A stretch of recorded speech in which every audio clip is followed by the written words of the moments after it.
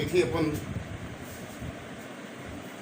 Vector calculus की first exercise किया था अपन ने, और उसमें किसी वेक्टर फंक्शन का अवकलन डिफरेंशिएशन किया था। अवकलन का वही नियम है जो सामान्य अवकलन का नियम होता है, और हमने कई क्वेश्चंस किए थे। एक और क्वेश्चन कर रहा हूं मैं कि क्वेश्चन ये है कि particle moves along a curve. आपको एक वक्र का समीकरण दे रखा है, equation of a curve is, और वो ऐसे दे रखा है x equal to 4 cos t, y is equal to 4 sin t and z is equal to 60। और ये कह रहा है फाइंड, याद कीजिए क्या, वेलोसिटी यानी वेग एंड त्वरण at t equal to pi by 2। वेग और त्वरण क्या होता है? सपोज एक पार्टिकल बिंदु O से रवाना हुआ, उसको अपन मूल बिंदु मान लें, और t समय बाद बिंदु P पर गया। A particle moves from O to P in time t, और P के निर्देशांक हैं x, y, z। तो ये जो O से P तक की जो दूरी है, इसको विस्थापन सदिश कहते हैं। क्या बोलते हैं इसको? विस्थापन सदिश, t समय में तय की गई दूरी। और इस विस्थापन सदिश को अपन स्थिति सदिश को वेक्टर r से लिखते हैं।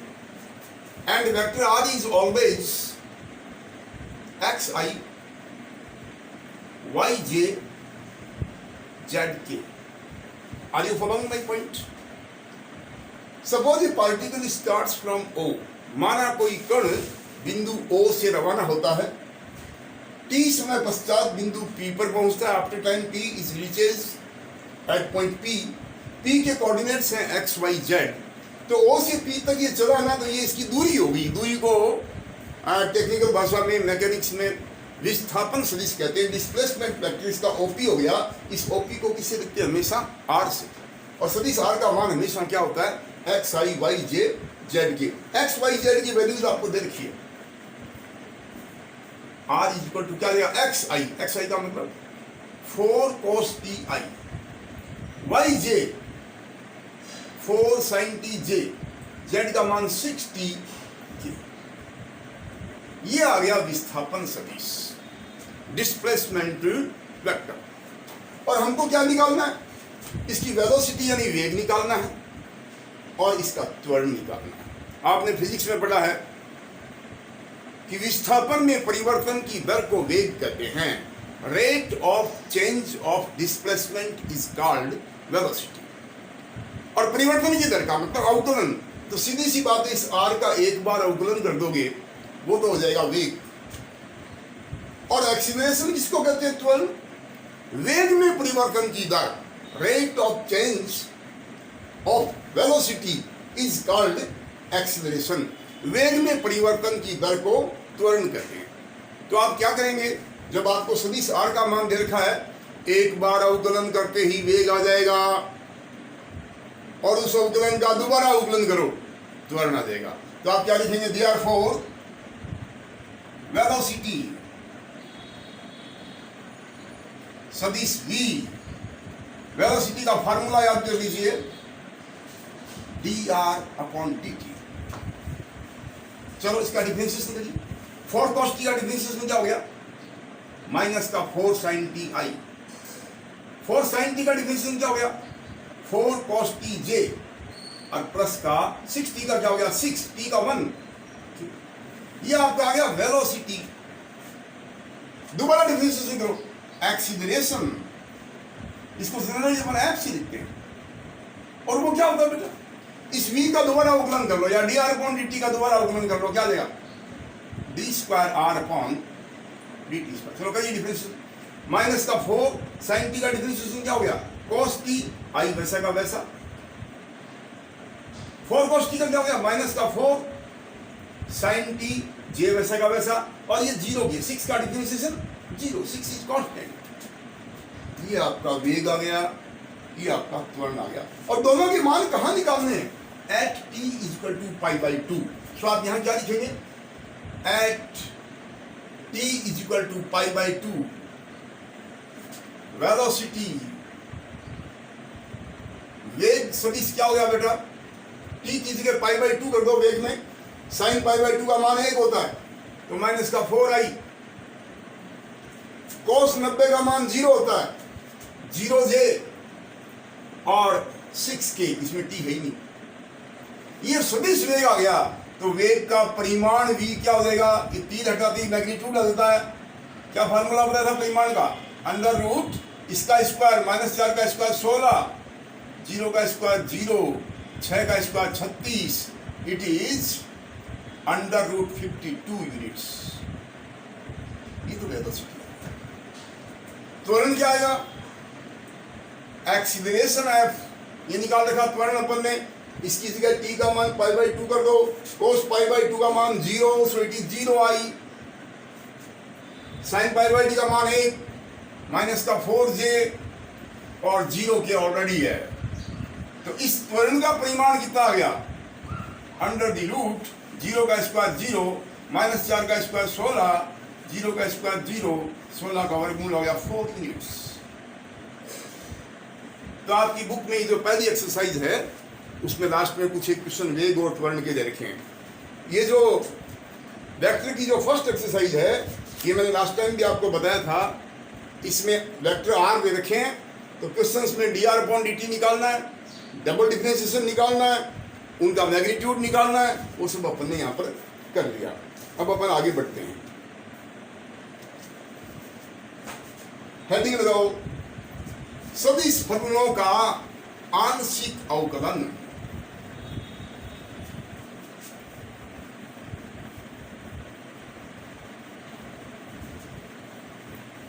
फर्स्ट एक्सरसाइज आपकी हो गई है और ये एक प्रकार से रिपीटेशन है। अवकलन आपने 12th क्लास में पढ़ रखा है।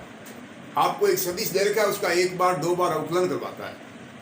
अभी इसके क्वेश्चन मैंने कम क्यों करा रहा हूँ, अगली एक्सरसाइज में भी अवकलन आएगा, बार बार डिफरेंशिएशन करेंगे तो फर्स्ट एक्सरसाइज अपने आप हो जाएगी। बाकी मैंने क्वेश्चन इसके करवा दिए। हेडिंग लगा दीजिए, partial differentiation of vector functions. Hindi में लिखो, सदिश फलनों का आंशिक अवकलन। देखो, एक होता है सदिश और एक होता है सदिश फलन, दोनों में डिफरेंस देखिए। मैं एक वेक्टर ए ले रहा हूं, इसको 3i माइनस का 2j याद रखिए, ये वेक्टर है, ये फलन नहीं है। इसमें जितने भी कंपोनेंट हैं सब कांस्टेंट है, सो it is simply A vector. एक मैं लिख रहा हूं एफ, एक्स स्क्वायर वाई आई माइनस 2x जेड स्क्वायर जे 3xy z के, ये भी सदिश है पर इसको कहते हैं vector function of x y z। यह x y और z का सदिश फलन है। इसमें जो कंपोनेंट है वो x y z हैं और x y z वेरिएबल होते हैं, चर होते हैं। सो इसको क्या बोलते हैं? सदिश फलन। सदिश फलन है ये, इसको पूरा नाम है वेक्टर पॉइंट फंक्शंस। सदिश बिंदु फलन, बिंदु कहते हैं एक्स वाई जेड को, x y z is point, so it is called as vector point function. इसका अपन करेंगे आंशिक अवकलन। आपको आपकी फर्स्ट ईयर में एक बुक है डिफरेंशियल कैलकुलस, अवकलन। अवकलन की एक बुक है, उसमें एक पूरा टॉपिक है पार्शियल डिफरेंशिएशन, कंप्लीट पढ़ेंगे तो वो टॉपिक आज आपको यहीं समझ आ जाएगा।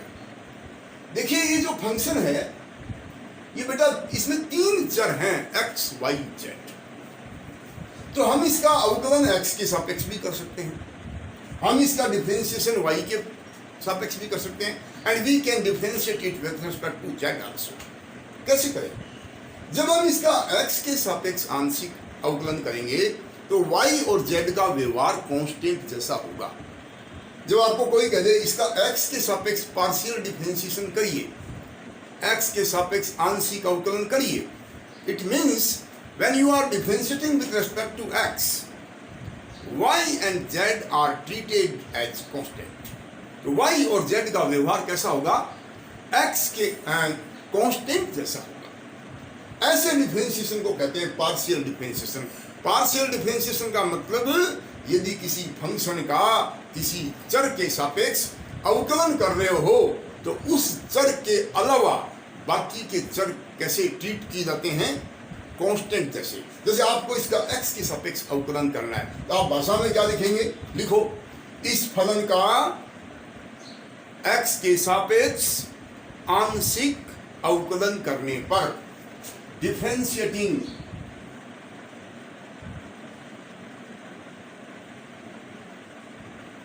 partially with respect to x। क्या लिखा बेटा? x के सापेक्ष आंशिक अवकलन करने पर। तो आप जब x के सापेक्ष आंशिक अवकलन करेंगे तो कांस्टेंट का व्यवहार किसके साथ करेंगे? y और z के साथ। छोड़ के x को बाकी के जितने भी वेरिएबल है you treat them as constants. उनको आप क्या मान लीजिए? अपने मन में अचर मान लीजिए। इस अवकलन को dy, जैसे वैसे तो x के अवकलन को क्या बोलते हैं? dy dx। ये तो है डिफरेंशिएशन, लेकिन जब आंशिक अवकलन करते हैं तो dy dx नहीं लिख करके डेल बाई डेल एक्स लिखते हैं। ये डिफरेंशिएशन है, ये पार्शियल डिफरेंशिएशन है। तो तुम f का किसके सापेक्ष पार्शियल डिफरेंशिएशन कर रहे हो? x के सापेक्ष। तो क्या लिखेंगे उसको?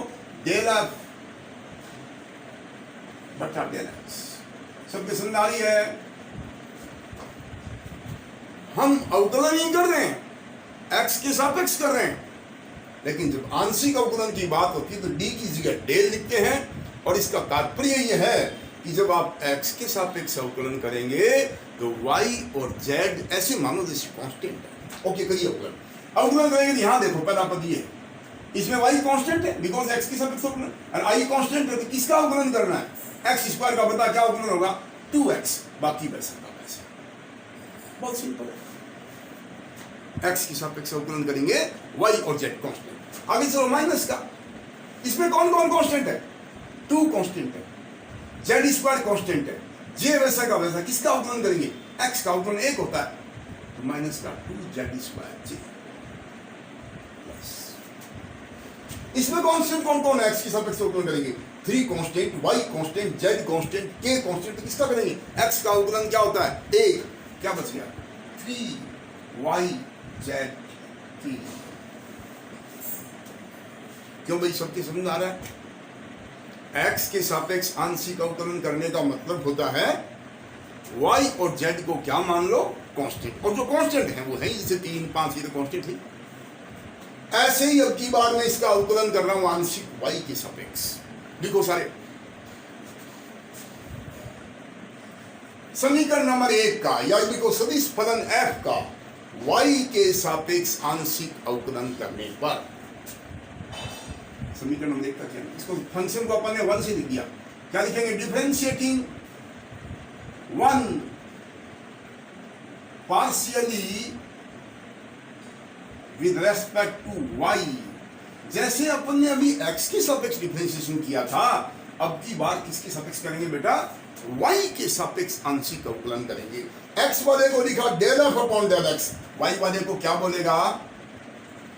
y वाले को हम बोलेंगे del f upon del y, और f सदिश फलन है। ऑलराइट, जैसे ये किया था वैसे करेंगे भाई। x की सापेक्ष आंशिक अवकलन करते हैं तो y और z का व्यवहार कांस्टेंट जैसा होता है। अब की बार कौन कांस्टेंट होगा? y की सापेक्ष कर रहे हैं, x कांस्टेंट होगा और z कांस्टेंट होगा, y कांस्टेंट होगा। ओके, इसका करो।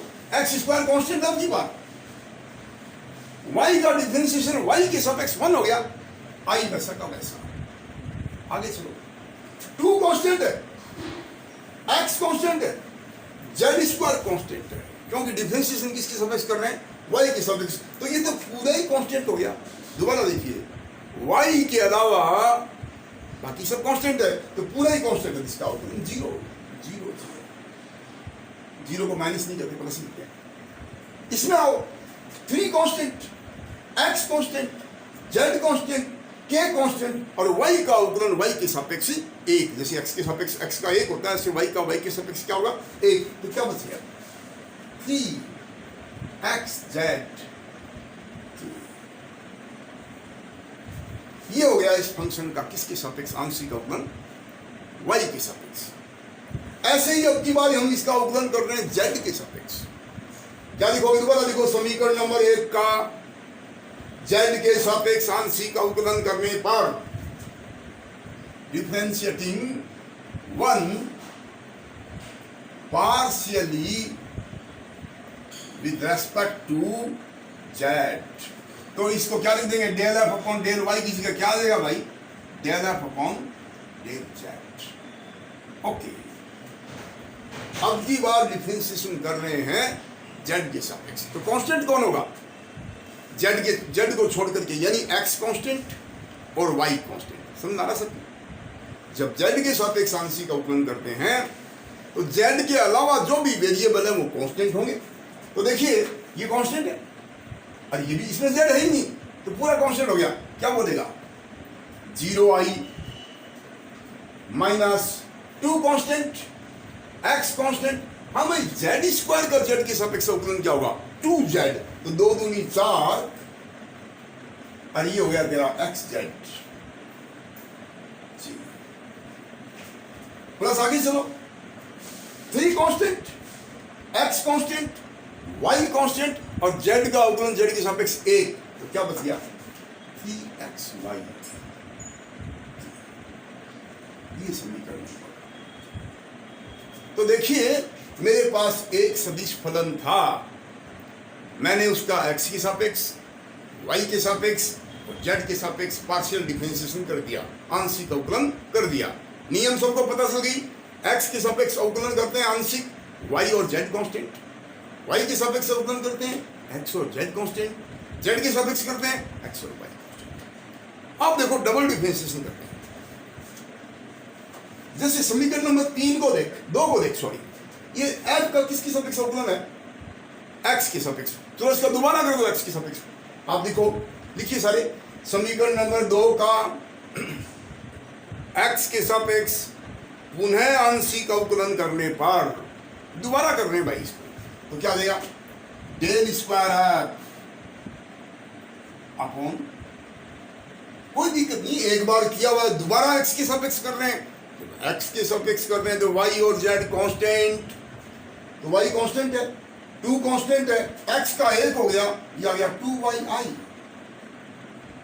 प्लस 2 कांस्टेंट, z स्क्वायर भी कांस्टेंट, क्योंकि अवकलन कर रहे हैं x का सापेक्ष, ये पूरा कांस्टेंट हो गया 0j। 3 constant, y constant, z भी कांस्टेंट, x के सापेक्ष कर रहे हैं, तो पूरा कांस्टेंट। ऐसे ही आप इसको निकाल देंगे ना, और इसको भी कैलकुलेट कर लेंगे। कैसे भैया? ये y के सापेक्ष डबल अवकलन है, तो y के सापेक्ष एक बार अवकलन ये रहा, इसका दोबारा किसके सापेक्ष करेंगे? y के सापेक्ष में y कहीं है ही नहीं, सारे कांस्टेंट है, अवकलन 0 आ गया। यहां भी y नहीं है, यहां भी नहीं है, यहां भी नहीं। ये कैसे निकालेंगे? दोबारा z के सापेक्ष समीकरण नंबर 4 का z के सापेक्ष करेंगे x y कांस्टेंट, तो ये तो 0 आई है। z 4 constant, x constant, z का अवकलन 1, देखिए, और ये पूरा कांस्टेंट है 0। ये सबके समझ आ रहा है? एक और पद देखो, आपको ये कैलकुलेट करना है, del square f upon del x del y. Del square का मतलब है 2 बार अवकलन, लेकिन इसका तो मतलब था 2 बार x के सापेक्ष, इसका मतलब था 2 टाइम्स y के सापेक्ष, 2 टाइम्स z के सापेक्ष। ये 2 टाइम कैसे हुआ? इसको राइट टू लेफ्ट पढ़ते हैं। पहले f का अवकलन करो y के सापेक्ष, जो आ जाए उसका करो x के सापेक्ष। तो बेटा पहले y के सापेक्ष तो किया हुआ है समीकरण नंबर 4 में, और अब इसका किसके सापेक्ष करते हैं? x के सापेक्ष। तो क्या देगा बता? x के सापेक्ष करेंगे तो y और z कांस्टेंट, ये क्या देगा? 0i। x के सापेक्ष करेंगे तो माइनस का 4 कांस्टेंट, z कांस्टेंट, x का 1 और j वैसा का वैसा, और प्लस एक्स के सापेक्ष में 3 कांस्टेंट, वाई कांस्टेंट, एक्स का 1। इसका मीनिंग समझिए क्या, del square f upon del x del y का मतलब एफ का partial differentiation with respect to y, del with respect to x. अच्छा भाई इसका मतलब क्या होगा, del square f upon del y del z, इसका क्या मतलब है? ये भी 2 बार डिफरेंशिएशन है। कैसे? एफ का पहले जेड के सापेक्ष करो, जो आ जाए उसका बाद में वाई के सापेक्ष। तो एफ का जेड के सापेक्ष में गुणा किया हुआ है, कहां किया हुआ है? इक्वेशन नंबर 4 में किया हुआ। अब इसका किसके रिस्पेक्ट टू करें? वाई के सापेक्ष। वाई के सापेक्ष में एक्स कांस्टेंट, जेड कांस्टेंट, तो ये 0 आई वैसा का वैसा, ये कांस्टेंट है, ये कांस्टेंट है, ये कांस्टेंट है, तो 0 जे। वाई के सापेक्ष कर रहे हैं, ध्यान रखना, तो 3 कांस्टेंट, एक्स कांस्टेंट और वाई का 1 और के। ये मैंने आज एक नया कॉन्सेप्ट बताया आपका, partial differentiation of vector functions, सदिश फलनों का आंशिक अवकलन। और इसका एकमात्र मीनिंग ये है कि आपका फलन 3 वेरिएबल का फंक्शन है या 2 का फंक्शन है, एक्स का, वाई का या जेड का। तो आपको जिसके सापेक्ष अवकलन करना है, माने एक्स के सापेक्ष अवकलन करना है तो वाई और जेड कांस्टेंट, वाई के सापेक्ष अवकलन करना है एक्स और जेड कांस्टेंट, जेड के सापेक्ष अवकलन करना है एक्स और वाई कांस्टेंट। और अवकलन आंशिक को अपन डी नहीं लिख करके डेल बाई डेल लिखते हैं। डबल अवकलन समझ आ गया? इसको देखिए, पहले किसके सापेक्ष करना था? जेड के सापेक्ष हमने करके रख रखा है, जो आया उसका किसके सापेक्ष? वाई के सापेक्ष। सो आज एक नया कॉन्सेप्ट अपन ने बेटा पढ़ा है, सदिश फलनों का आंशिक अवकलन। कल मैं इसके ऊपर डिपेंडेंट क्वेश्चंस कराऊंगा। ओके।